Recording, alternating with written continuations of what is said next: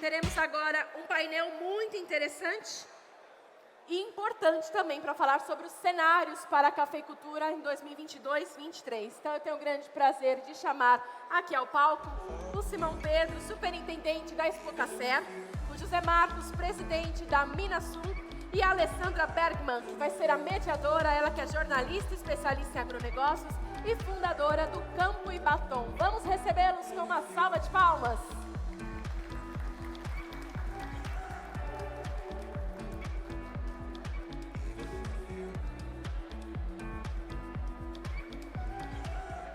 Aí, sejam bem-vindos, um ótimo painel para vocês. Sucesso. Ótimo painel.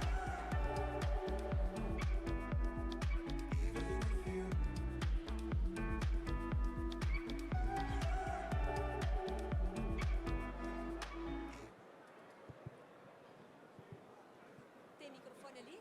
Pega ali, vamos testar assim. Bom dia, bom dia, bom dia. Todo mundo retomando seus lugares.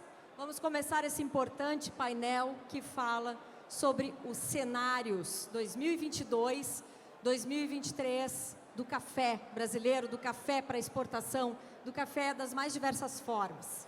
Para isso, recebo duas autoridades neste assunto.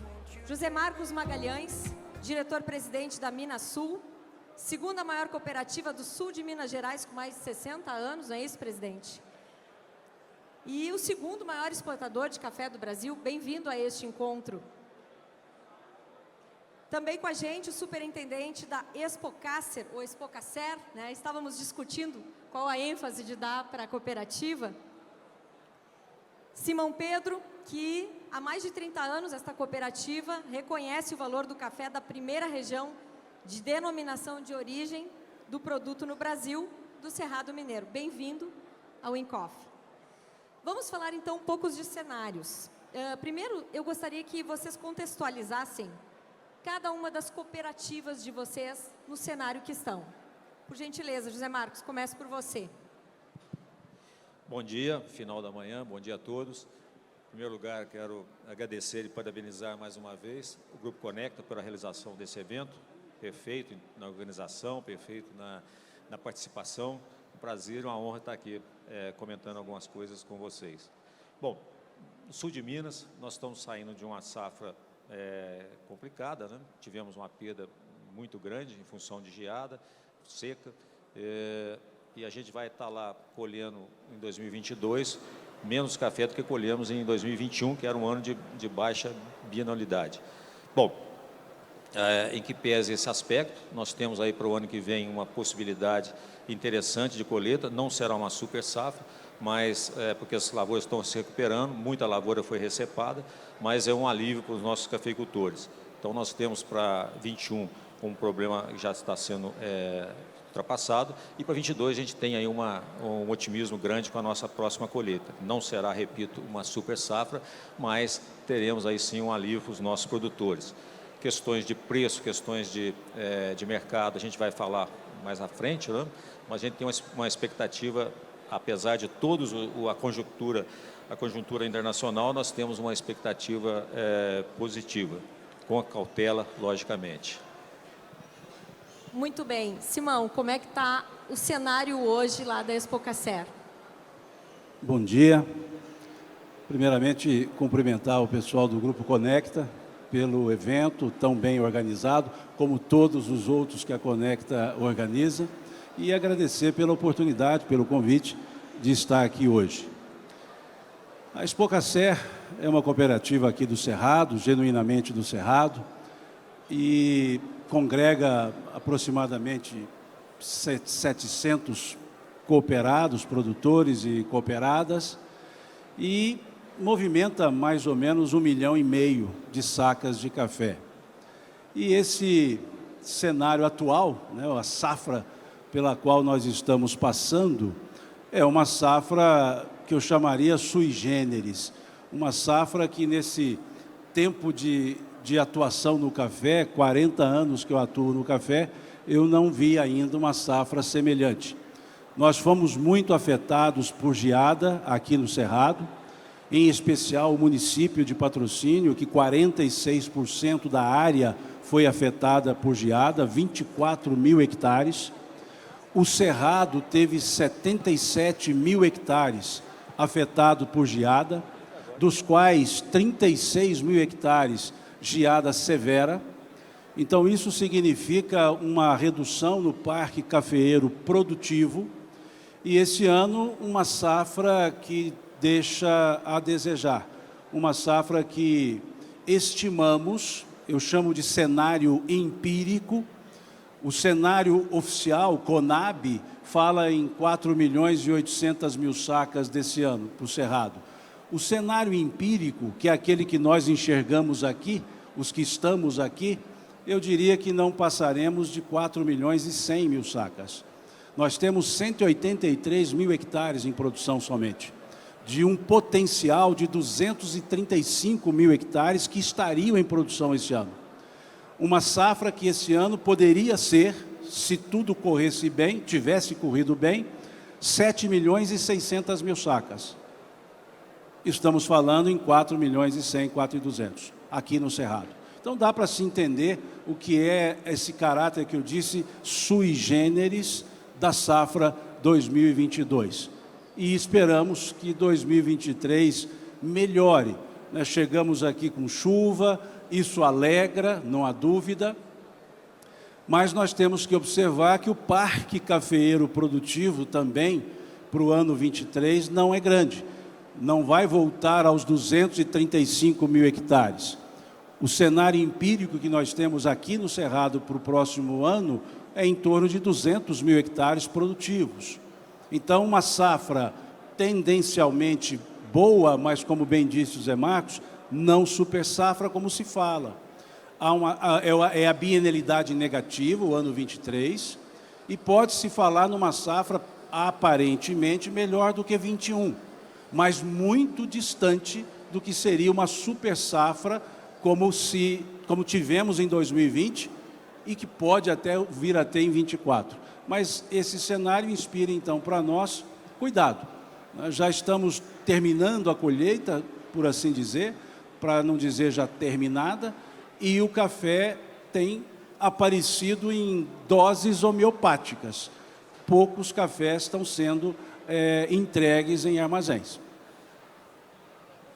Bom, eu vou só quebrar um pouquinho o protocolo, acabei não me apresentando, né? Algumas pessoas, o pessoal ali da produção me cobrando, você não se apresentou. Então, eu sou jornalista, sou comentarista de agronegócio no SBT do Rio Grande do Sul, apresento e produzo o programa Campo e Batom e também sou palestrante e uma das jornalistas mais admiradas do agronegócio de 2022. Quero agradecer muito a Luciana pelo convite de estar aqui, é um prazer estar junto com esta grande público produtor do Brasil, que são os cafeicultores. Muito obrigada. Quem quiser saber meus contatos, é só seguir youtube.com/Campo e Batom e lá no Instagram, Ale Bergman, tá bem, gente? Muito obrigada. Bom, já falamos um pouco do cenário de cada uma das cooperativas, vamos para o cenário macro, né? O Brasil se caracteriza como o grande exportador de café do mundo, está entre os players maiores aí dessa ação. Como é que está o cenário mundial para a cooperativa, como é que o senhor enxerga o cenário futuro aí da produção de café, José Marcos? Bom, como eu disse, a gente tem sempre uma visão positiva. O mundo está caracterizando em 22, e agora nesse ano 22, um aumento, está se esperando fechar o ano com um aumento de demanda em torno de 3,3%. Um pouquinho maior do que vínhamos tendo aí de crescimento anual. Isso nos dá um alento interessante perceber que mesmo com toda a conjuntura desfavorável na Europa, principalmente, que é o maior consumidor do nosso café, 50% do nosso café vai para a Europa, mas apesar de todas essas questões que a Europa vai enfrentar e já está enfrentando, se percebe um crescimento de consumo ainda colocado pela OIC. E de onde está vindo esse consumo? Tem-se uma certa dúvida com relação à Europa, mas o consumo está se percebendo um aumento de consumo nos países produtores, por incrível que pareça. Então, a África consumindo demais e isso ajuda a equilibrar esse mercado aí. Com relação à Europa, a gente vê que poderemos ter problemas, mas também tem um lado aí do costume, da necessidade dessa bebida, mesmo com uma situação de inflação, mesmo com a situação de uma certa queda do poder aquisitivo, o pessoal toma o café, né? A segunda bebida mais tomada no mundo depois da água. A gente então percebe que teremos aí, não podemos afirmar, mas teremos aí uma condição interessante para nós produzirmos. Eu colocaria, além dessa questão da economia mundial, outras questões para nós aqui, vendo como um marco, né? Eu colocaria a questão política no Brasil. Nós estamos aí à beira de uma mudança e a gente precisa de estar consciente que nós precisamos dar continuidade a esse tipo de política econômica que nós temos no Brasil. Quando eu falo à beira de uma mudança, é a continuidade do governo que está aí, com uma possibilidade agora de ter um trabalho mais tranquilo, sem pandemia, sem dificuldades que tínhamos estruturais aqui, nós começamos a resolver. Então a gente realmente percebe que e tem entusiasmo que isso continue, né? Bom, também a questão política mais premente, essa semana agora nós vamos estar decidindo. Depois eu colocaria também a questão logística. A gente percebe que tem a possibilidade, apesar de guerra, apesar de uma série de situações, a gente tem a possibilidade de normalizar a questão da logística mundial, tanto para trazer insumo como colocar o nosso produto. Um terceiro ponto que eu colocaria, as questões climáticas. Nós estamos aí com uma certa diminuição do Laninha o ano que vem. Pode trazer alguma coisa de mais previsibilidade para as nossas lavouras, para a nossa questão de chuvas. É uma coisa bem interessante.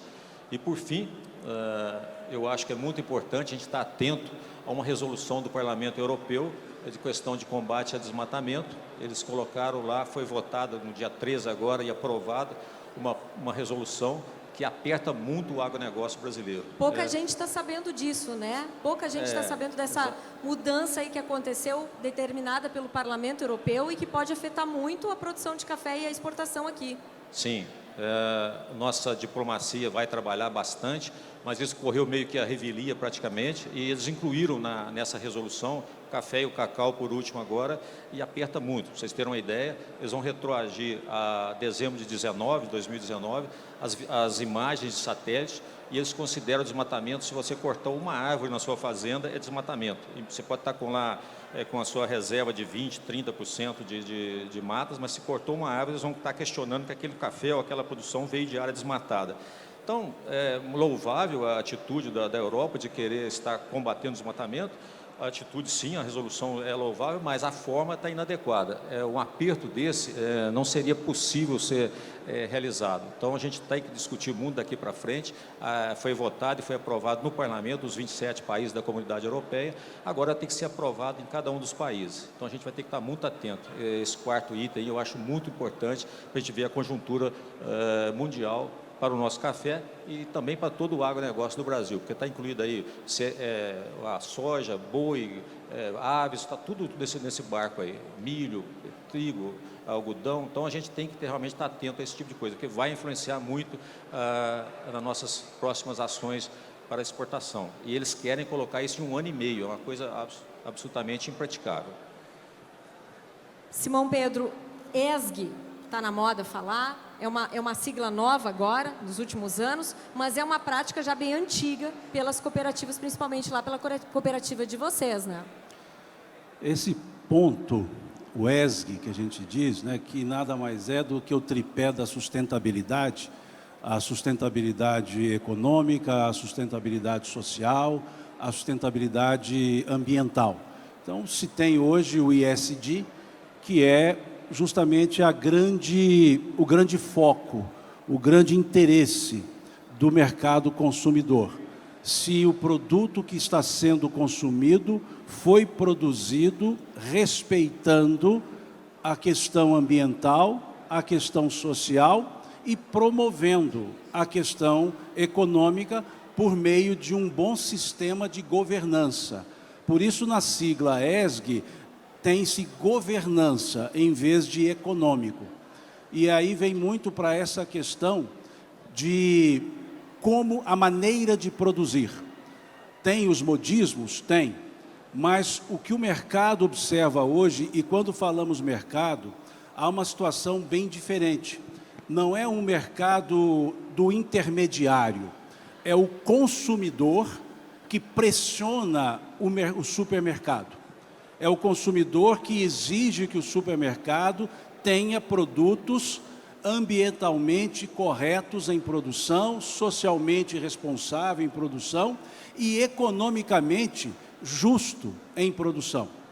A tal ponto que o consumidor começa a questionar e a pedir a destinação dos prêmios, das certificações. Quem aqui atua com a certificação Rainforest Alliance vai lembrar ou vai perceber que agora ela exige que o produtor indique qual percentual ele aplica na conservação ambiental, qual percentual ele aplica na área social e quanto ele utiliza para ele como rentabilidade. Por que isso? Porque o consumidor está querendo saber se aquele preço a mais que ele paga no produto que ele consome está chegando no produtor.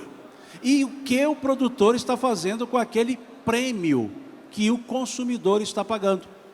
Então, essa pressão do consumidor faz com que o supermercadista pressione o seu fornecedor, que na cadeia de retroação à origem vai pressionar o produtor. E aí sim o produtor passa a ser a fonte do ambientalmente correto, socialmente justo e economicamente viável. E é isso que está acontecendo. Então aquilo que era apenas um selo, hoje não é bem mais isso. Hoje é uma garantia que o consumidor quer. E para isso tem que se chegar à fazenda. É uma cadeia que precisa observar a boa governança. E quando falamos governança, falamos legislação trabalhista, legislação ambiental, falamos em processos. Quando falamos em meio ambiente, não é mais só árvore, flora e fauna, é também o que nós chamamos de biota, todo o conjunto que depende do meio ambiente, ou seja, o ser humano também. E aí o social e ambiental ficam juntos. Então não são mais hoje diferenciais, são necessidades que nós precisamos mudar uma cultura. Pode-se até dizer, e é verdade, mas o que eu recebo de prêmio não justifica, não compensa o que eu gasto. Só que o consumidor avalia o seguinte: o que ele está pedindo é um produto que deveria ter sido produzido da maneira entendida como adequada. Então, não haveria necessidade nem do prêmio, era uma obrigatoriedade. Então, o consumidor tem essa visão, que nós precisamos fazer a justa posição. Não é bem do jeito que o consumidor vê, mas também não é bem do jeito que nós gostaríamos que fosse. Então, é preciso que nós criemos uma zona de convergência, indo ao máximo do que podemos como produção, e o consumidor entendendo que há um mínimo possível de atendimento. Essa é a ideia do ESG. Para isso, acho que a gente tem que, como nós estávamos conversando antes, cacarejar um pouco mais, né, José Marcos? O que de bom lá a Minasul tem para já exemplificar aqui para os produtores? E o que pode ser melhor ainda nessa questão de trabalho, de relação ESG, meio ambiente, sustentabilidade, que ainda está aí para ser explorado e está de bandeja para o produtor, para acabar com alguns pequenos problemas aí que hoje acabam incomodando de certa forma? Olha, na minha visão, e é bastante claro isso, o produtor brasileiro é o maior ambientalista que tem. Nós nem conseguimos aprender com os europeus a destruir o meio ambiente como eles destruíram, né? Que, sem nenhuma meia palavra. Nós damos exemplo para isso, eles não têm condição de estar exigindo isso do mundo, que eles lá destruíram tudo. O que nós realmente temos que fazer aqui é inventariar muitas ações que já são feitas, todos os produtores. A nossa legislação é a legislação mais rígida do mundo e nós a cumprimos. Então, nós precisamos realmente de estar percebendo o que já é feito e, é claro, organizando algumas outras ações para que isso fique mais claro. todas as cooperativas estão nesse esforço. A Minasul tem um departamento de ESG e ela está catalogando essas operações, e nós temos, debaixo de um guarda-chuva de serviços ambientais, nós temos desde o sequestro de carbono, nós temos produção de água, manutenção de água, serviços ambientais. Tudo isso está sendo colocado de forma estruturada e sendo evidenciado, para que a gente mostre isso lá fora. Nós temos uma dificuldade, às vezes, grande, temos que fazer o meia-culpa, de não sabermos cacarejar, não sabemos mostrar isso de forma adequada. E que ainda tem um problema sério de termos um inimigo interno aqui, que nos ataca, nos coloca de uma maneira errônea lá fora, e que aquela situação do quanto pior, melhor, e com algum objetivo, a gente é muito prejudicado por esse nosso inimigo interno. Nós temos que combater essa coisa, temos que colocar lá fora todos os resultados que a gente já tem praticado e conseguido, e vamos ainda alinhar para que se tenha mais ainda atitudes e mais resultados para o meio ambiente.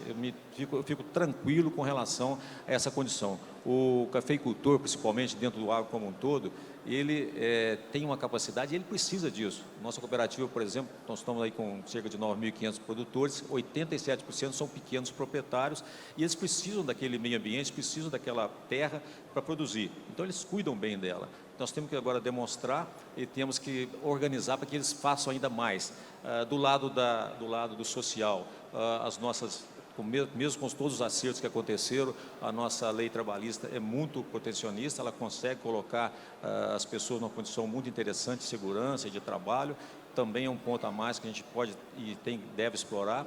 E, é claro, a gestão, eles fazendo essa coisa de maneira ordenada agora, com a ajuda de cooperativas, com a ajuda de entidades que estão coordenando essa mostra do que é feito, nós temos muita coisa colocar, e como o Simão falou, temos também buscar que isso seja pago, né? De alguma forma isso tem que ser monetizado.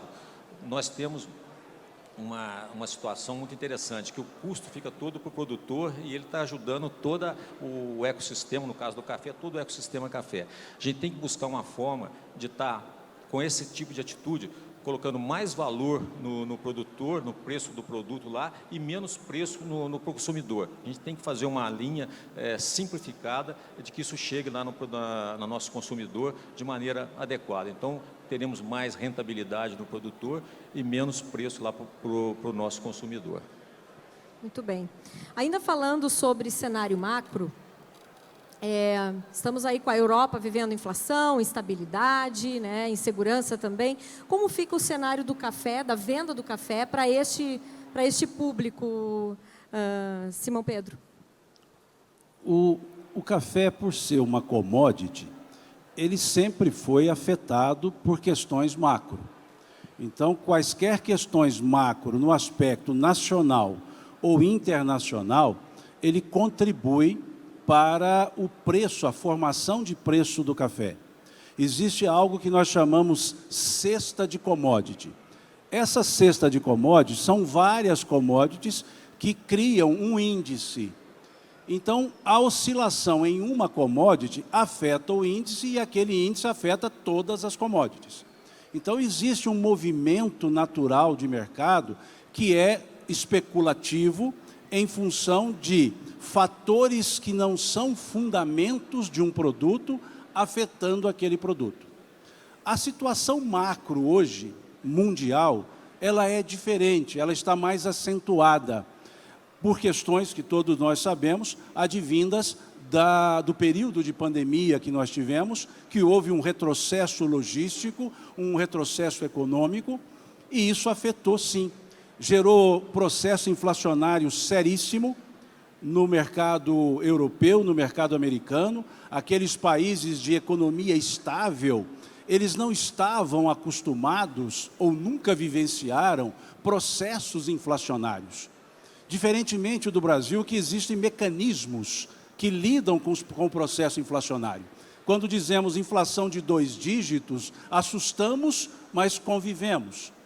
Quando se fala inflação de 2 dígitos para o mercado europeu, americano, é assustador.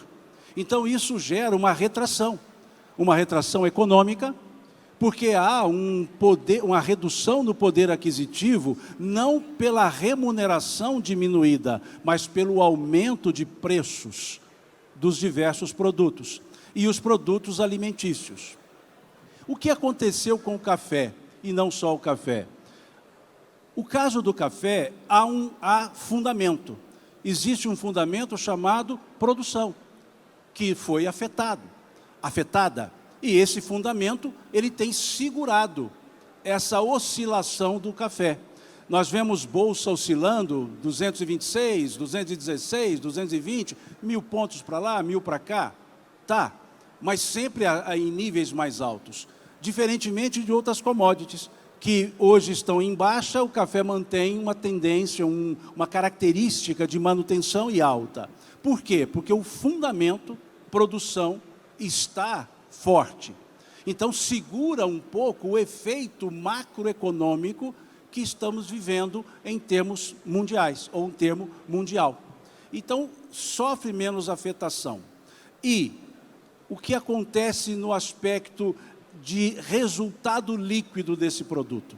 Porque quando nós olhamos Nova York, agora, sei lá, deve estar 226, alguma coisa, nós fazemos um cálculo fora, esse é um preço excelente, mas aconteceu no aspecto macroeconômico um aumento de custos, não só para o produtor, que aumentou o custo de produção aí para, sei lá, aqui no Cerrado, em torno de R$25.000 por hectare, mas aumentou o custo logístico, fretes, containers de R$2.000, $2.000, $2.200 o frete de container, foi para 4.800, 6.200. O custo de carrego, o custo financeiro, juros altos no mercado externo. Então, isso foi tirando preços. Por isso, nós vemos o preço em reais mais ou menos estável, porque há um aumento no custo intermediário desse produto, do café, mas que o fundamento, produção, segura. Então, hoje nós olhamos Nova York e olhamos para o ano que vem, dezembro de 2023. Se vocês olharem Nova York, vai estar 22 centavos abaixo do que está dezembro de 22. Se olharmos março de 23, deve estar mais ou menos 8 centavos abaixo da cotação de hoje, mais ou menos, do que está para dezembro. O que é isso? O fundamento produção. Porque vislumbra-se, a princípio, uma boa safra para 23.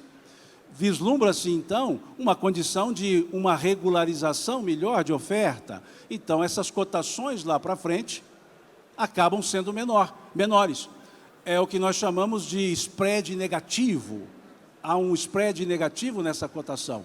E isso desestimula mercados futuros, o que faz com que a operação física seja sempre de curto prazo. Porque, vejamos, se for operar um café para março do ano que vem, ele é mais barato que para dezembro desse ano. Então, é melhor comprar, na linguagem nossa, da mão para a boca, numa linguagem mais sofisticada, just in time, é melhor comprar para embarcar imediato, porque faz contra dezembro, que o preço está melhor. E se for contra março, já perde 8 centavos, que não está sendo corrigido pelo diferencial de mercado, o diferencial de Nova York. Então, vejam que há fundamentos macro que afetam, mas que ainda o fundamento essencial de um produto agrícola, que é o volume de oferta, está segurando ainda os preços. Então, há um cenário macro não bom? Não é bom. O cenário macro é preocupante? É, macro internacional. O cenário macro nacional é preocupante? É. O macro político, muito bem colocado pelos Zé Marcos, e o macro também econômico, que é efeito do macro político. Então, nós vivemos numa situação de previsibilidade zero, em função desses elementos. Foi me dito aqui em off, dizendo, Simão, mas para falar de cenário, nós vamos precisar de conversar com Nostradamus, né? Ela disse aqui. Eu disse, não, nós vamos precisar conversar com Nostradamus, pai de santo, cartomante e leitora de bola de cristal, tudo junto, porque senão a gente não consegue dar uma ideia de futuro. Mas o que nós podemos observar é que há uma sustentabilidade, uma sustentação, em função desse fundamento produção, que é uma incógnita ainda. nós vamos achar volumes vários de previsão, mas que não é o volume suficiente para um bom mercado até a próxima safra, isso não há dúvida. Então, quando nós olhamos esses deslocamentos de preços, nós vamos perceber que ninguém quer empatar capital porque o custo financeiro está alto. E por isso, para que comprar lá na frente, o café receber agora para embarcar lá na frente? Vamos fazer o just in time. Esse just in time não é só aqui, é lá fora. Precisam, pedem. E aí sofre um problema macro: logística. Ainda não está regularizada a questão de contêineres e navios. Ainda temos essas dificuldades. E frete alto. Vamos só um cenário rapidinho, porque senão eu vou falar demais. Quando nós fizemos negócios futuros, vocês, produtores, venderam vários volumes. Quando foi feito lá, o comprador fez um cálculo. Olha, eu vou gastar de frete, por exemplo, patrocínio a Santos, R$12. Isso há 2 anos, para receber o café esse ano. E está recebendo o café embarcando para Santos a R$22, não a 12. O comprador fez um cálculo lá fora. Eu vou pagar $2.000 por um container. Está pagando $4.700 por um container. Então percebam que esse squeeze que está gerando agora entre valor vendido e saldo, está dificultando a negociação no mercado. Está afetando a liquidez quantitativa no mercado. Não é simplesmente dizer, vou vender café e venderei, porque pode não haver a compra por causa desse squeeze, desse aperto que está tendo entre o que se esperava e o que se consegue efetivamente de resultado. Então, veja, são vários cenários, são várias avenidas que estão contribuindo para essa insegurança de previsibilidade de mercado. José Marcos, atinge também o pequeno, não importa o tamanho, o cenário é para todos da mesma forma. Queres complementar sobre logística, que é algo que está sendo o dodói hoje da exportação? Sim, eu queria complementar com a capacidade do brasileiro de achar soluções para situações difíceis, né? Então, vamos no macro. A questão de nós começarmos a ter uma possibilidade de prever, de nos colocarmos para enfrentar o futuro aí. Primeiro, está havendo uma equalização dos estoques, o pessoal tem consumido os estoques que estão lá fora, e isso dá uma certa tranquilidade para ter esse fundamento de demanda e produção equalizado. Outra coisa, a questão da logística. Nós nos propusemos na Minasul a ter uma meta de 50 mil embarques mês, 50 mil sacas mês. Não atingimos nenhum mês. O que chegou mais perto foi janeiro, chegou mais perto, 42 mil sacas, que nós tínhamos aquela solução de colocar containers dentro dos porões do navio, né, ao invés de colocar em sacaria, e isso ajudou bastante.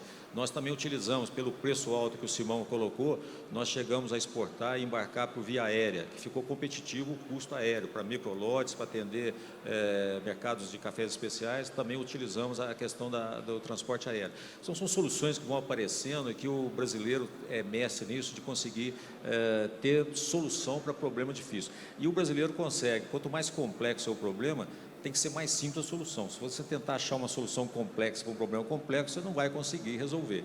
E a gente tem essa capacidade. Então, pela pergunta da Alessandra, a questão dos pequenos produtores, que tem vários deles nos nossos concursos de qualidade, fazendo café de qualidade, que vão conseguir exportar microlotes, nós fizemos chegar até o consumidor através de via aérea. Um exemplo. Podemos também citar a situação nossa, né, de mitigação de risco com relação ao clima. Vou dar um pulo aqui naquela questão mais difícil, que o clima nós não podemos controlar, mas podemos mitigar. Tivemos antes de nós aqui a fala da irrigação. Então, para a seca, nós temos uma solução da irrigação, muito importante, foi dito no sul de Minas. Nós tínhamos no sul de Minas uma situação tranquila, alguns anos atrás. A cada 7 anos, nós tínhamos 6 de normalidade e 1 de anormalidade climática. Agora é o contrário, nós temos 6 de anormalidade e 1 só de normalidade. Isso está obrigando os nossos produtores a mitigar o risco através da irrigação, uma saída também interessante. a questão da geada, que nós estávamos tranquilos, agora veio, nós temos que fazer o zoneamento e subir o nível, né, das nossas plantações a uma situação mais segura. Essas situações, esses comentários rápidos que eu estou fazendo, indicam que nós temos, além da resiliência, a capacidade de criar soluções criativas e sobrepor, atravessar essas fases complicadas. Eu vejo, colocando dessa forma, então, eu vejo que a nossa cafeicultura, repito, né, na nossa cooperativa, 87% são pequenos proprietários, com o apoio nosso, com a condição de dar uma informação mais adequada para eles e um comércio mais, eu diria, mais justo, de colocar aí mais preço lá atrás na produção e mais valor, desculpa, na produção e menos preço no consumo, nós estamos contribuindo para essa rentabilidade dele aumentar e temos aí uma sobrevida e uma condição de sobrevivência, não sobrevida, uma condição de sobrevivência nessas horas de crise, tranquila para o nosso produtor. Num cenário como esse, presidente, o que dizer para o produtor, né? Como acalmar essa condição e o que esperar, né? 2023 está aí, ainda bem que as coisas não perduram, né? O mal nunca perdura, mas como melhor resolver essa condição hoje, esperar essa condição melhorar hoje? Bom, a cafeicultura, ela vive muito bem um ditado mineiro, que diz que não há bem que sempre dure, nem mal que nunca se acabe. Esse ditado mineiro é aplicado à cafeicultura. Hoje, eu diria que vivemos numa situação quantitativa não agradável. Tivemos quebra de produção, tivemos problemas climáticos, seca, geada, mas em aspectos qualitativos, nós tivemos melhoria na qualidade do café, a lavoura se mostra mais robusta, mais reativa ao clima. Há uma indicação de uma regularidade climática, mas vou dizer, né, regularidade climática, garantia nunca se tem, mas pelo menos o comentário que se tem é isso. Nesse diapasão, nesse bojo, nós então podemos ter uma colheita mais agradável. Há, infelizmente, aqueles produtores cuja geada dizimou efetivamente o parque cafeeiro, tiveram que arrancar, plantar de novo, esses só 3 anos depois. Aqueles que tiveram que fazer uma recepa drástica 2 anos depois, mas temos aqui a média mais expressiva que conseguiu recuperar um pouco mais a lavoura. Então, não é um cenário desastroso, é um cenário que exige cautela. E eu volto para aquele primeiro ponto do ESG, o G, ou seja, a governança. O aspecto de governança numa propriedade, hoje, mais do que anteriormente, mais do que nunca, é necessário ter esse controle efetivo de custos. Há uma ideia que o custo de produção para a próxima colheita, 23, uma ideia, não se aplica a todos os produtores, mas há uma ideia que ele reduza, em função de um recuo de preço que nós tivemos em alguns itens formadores de custo, dentre eles o próprio fertilizante. Nós tivemos esse ano de 22 momentos que houve produtores cujo custo do fertilizante chegou a R$9.000 por hectare, só o fertilizante. Hoje, isso reduziu um pouco, então estima-se que pode ser que em 23 tenhamos um custo de produção na casa de 20 a 22 mil por hectare. E estima-se uma produção média de 33 sacos por hectare, estou dizendo aqui na região do Cerrado. Esse ano, para termos uma ideia, a produção média 22 sacos por hectare. Tivemos 18, 17, 16, mas também tivemos 40, 35, mais uma produtividade média de 22. Então, se nós seguirmos nessa tendência, uma produtividade razoável de 33 sacos, um custo menor, nós teremos, sim, um cenário que eu não chamaria o ideal, mas eu diria um cenário palatável, um cenário que tem gosto para poder seguir com a atividade cafeeira. Por quanto tempo esse cenário mais forte em termos de preço? Não faço a mínima ideia. Mas nós temos que nos posicionar no cenário que temos. Hoje, operações futuras não são vantajosas, não é a questão de vai produzir ou não vai produzir, é a questão de preço, por causa desse spread negativo, mas não significa que o mercado não vá se corrigindo a cada mês presente. Nós tínhamos um diferencial de 6 setembro, dezembro, 4 setembro, dezembro, e acaba se aproximando, acontecendo a mesma coisa março. Então, é um cenário que eu não chamaria cenário desesperador. Eu chamaria um cenário que exige cautela, cálculos, cuidados e uma governança bem ajustada para ter a efetividade, para ter a eficiência produtiva, que é menos tempo de colheita, um pouco menos de custo, um pouco mais de cuidados produtivos e atentar para essa questão ambiental. Essa questão do desmatamento, por mais que nós discordemos enquanto produtores, que não está havendo, que a cafeicultura respeita, a visão que se tem é não.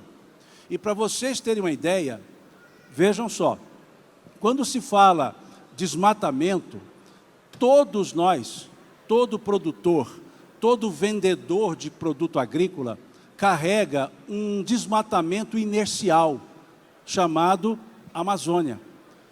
É inercial. Então as pessoas dizem, não, mas vocês também têm que carregar o desmatamento amazônico.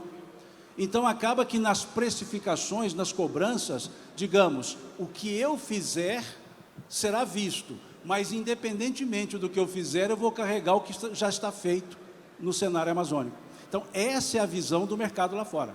Então esse cuidado precisamos ter, e o Zé Marcos colocou bem, é a realidade, nossa legislação ambiental, ela é uma das mais rígidas, ela acompanha, ela cobra, e precisamos tomar esse cuidado. Hoje é desmatamento, amanhã já vem a questão de produtos utilizados, que já vem também sendo questionado. Então, essa eficiência produtiva que eu chamo, não é eficiência, produtividade somente, é como se produziu, o que se utilizou, em que área está produzindo. Esses pontos precisam ser muito bem observados. Nosso tempo está encerrando.